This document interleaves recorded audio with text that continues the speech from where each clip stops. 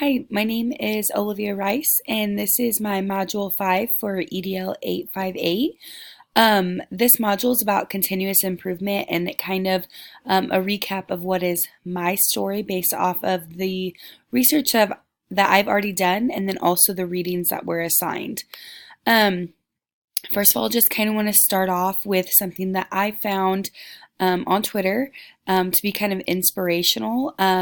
So the speaker at the KSDE annual conference, although I do not follow him on Twitter, I do follow KSDE, and they kind of kept everybody up to date about his speech, and they tweeted out several different things from his presentation, and I actually screenshotted some of these things even before this module. And so when I read that we were supposed to incorporate something from Twitter, I thought this would be perfect. So one slide on his presentation, I just want to read it. It says, leadership is not about how you respond when you know what to do, rather how you respond when you don't know what to do.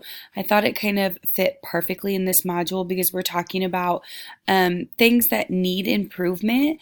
And when I feel like when we're faced with that conversation or even those topics, it's kind of like we know something needs improved. How are we going to deal with it? Where are we going to go from there?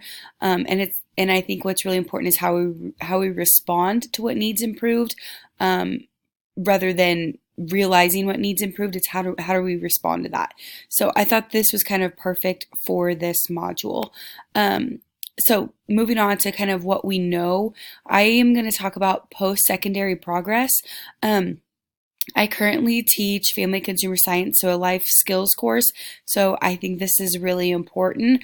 Every day my kids come in my class and I teach them about life skills, stuff that they're going to learn in the future. And then they graduate and it's kind of said and done. No, I don't collect data, obviously, after they graduate on them or anything. And so I think it's important to research post-secondary progress, just because that's something I'm interested in because I teach students skills that they use after they graduate. So this is some data that I pulled from KSDE from Bueller High School's report card. It's kind of hard to see, so I'll read it to you. But our graduation rates are actually really high. They're in the yellow, and then in the like the orange color is the success average rate, and for Bueller High School, it's low. As you can see, this is the 5-year graduation, or the 5-year success average is in orange, and then in blue is the 5-year effectiveness average. So towards the right side is, it's really hard to see at the very bottom, but it's 2016 and 2017 on the right side. So I'm going to focus on those in the next slide when I talk about where do we want to be. So obviously we want those numbers to improve. We want growth. The ultimate goal is that they would be high, if not higher than our graduation rates, because our graduation rates are pretty high.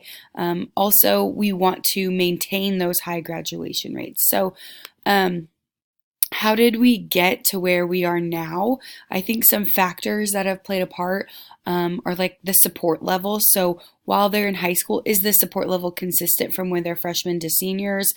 Do we only show them more support when they're seniors? Do they feel like they can lean on anybody in the school to ask questions after graduation? Do they feel prepared? And then also, is there any support from the community? Because essentially these people are going out into the community, whether they're continuing their education or entering the workforce or a military branch. In some way, they're going to be a part of this community. So, is there a support level from the community? Our curriculum, is it challenging? Is it hands-on? Is it modern? Is it full of resources that they can obtain after graduation? Is it beneficial to them? Then the accuracy of this report that was run. So I would like to know how it was measured, how the data was recorded. Is it consistent with other districts? What about other states? Is it consistent throughout the state of Kansas? All those things are factors that I would like to know. How are we going to get to where we want to be? So obviously, how are we going to have those numbers grow and improve?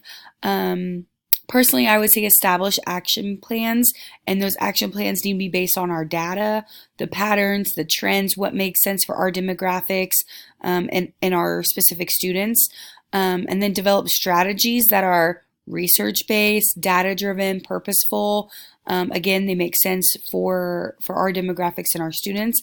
And then who's involved, or to increase involvement among stakeholders, community members, employers, because essentially, these people could be employing our students, professors, they could be teaching our students, their caregivers, their parents, their guardians, whoever that might be for them.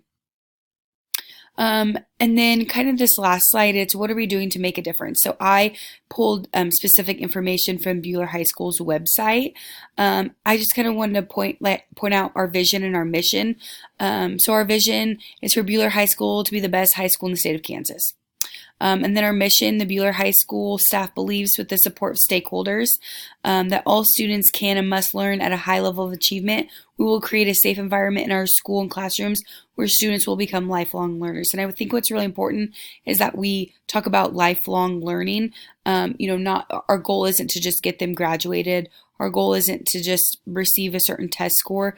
It's to encourage and inspire these students to want to continue to learn and want to be better people in their community, and for their future. So I scrolled down to the very bottom of our website, and I had actually never seen this before, or if I did, hadn't really paid attention, but it talks about, just kind of points out a few things about Buhler High School. So like we have over 34 extracurricular opportunities. There's 9 BHS alumni on staff, 11 AP and honors courses, 92% attend college, tech school, or military, 100 plus hours of college credit are offered. Those things I think all kind of relate to post-secondary success. Although it happens at our high school, it's for their future benefit. So I thought that was kind of cool, and I kind of wanted to point that out. I think that kind of proves that we are making a difference in what we're doing every day at Buhler High School. And then I just kind of put, this is just a thought I had, post-secondary progress happens when the intentions are present. So although the kids are in high school now, if we're intentional about what we're doing, it will essentially lead to that post-secondary progress or success or improvement or whatever we're measuring. So, all right. Thank you.